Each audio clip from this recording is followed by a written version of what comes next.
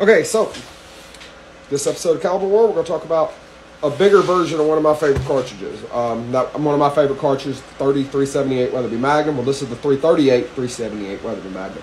You take the previously discussed 370 Weatherby Magnum, neck it down to a 338, right? 8.56 millimeter bullet, drop it in chamber, fire format, you're good to go. That's basically what Roy Weatherby did. This cartridge is a 1/4 inch longer than its predecessor, the 378 Keith Thompson Magnum. That was the design of Bob Thompson and Elmer Keith.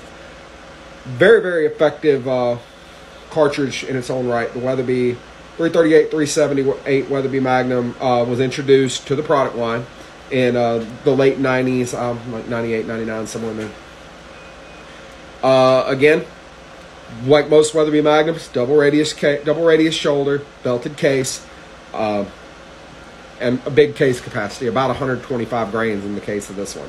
All right, it's a very, very powerful cartridge, very, very fast as well, and it holds its velocity for quite a long distance. You could take it to Africa, but I wouldn't go after like Big 5 or anything like that. 375 Holland and Holland is kind of like the industry standard and legal standard for a minimum in that case, but it will take most anything on the planet. Again, I just wouldn't take it after the biggest and most dangerous African game.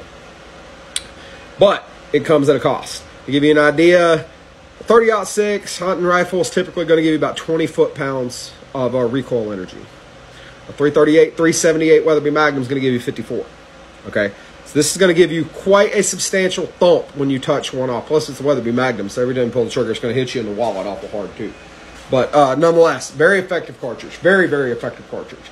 Your case length, 73.8 millimeters. Again, 8.6 millimeter bullet. Maximum pressure is going to be about 64,000, 63.8 to be specific.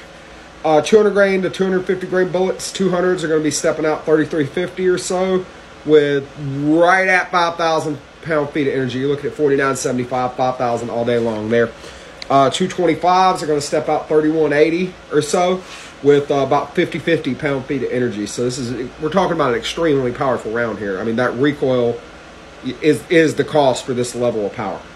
The 250 grain bullet, you're looking at 3060 or thereabouts with kissing close to 5,200 pound-feet of energy there. Like I said, this is an extremely powerful cartridge. I can't think of too many species other than like your Big 5 dangerous and like your African dangerous game that this wouldn't take. Very, very effective cartridge, very powerful cartridge, and if you hand load for it, you could make it even more so. This is definitely one to look at if you want a 338 caliber hunting rifle for sure.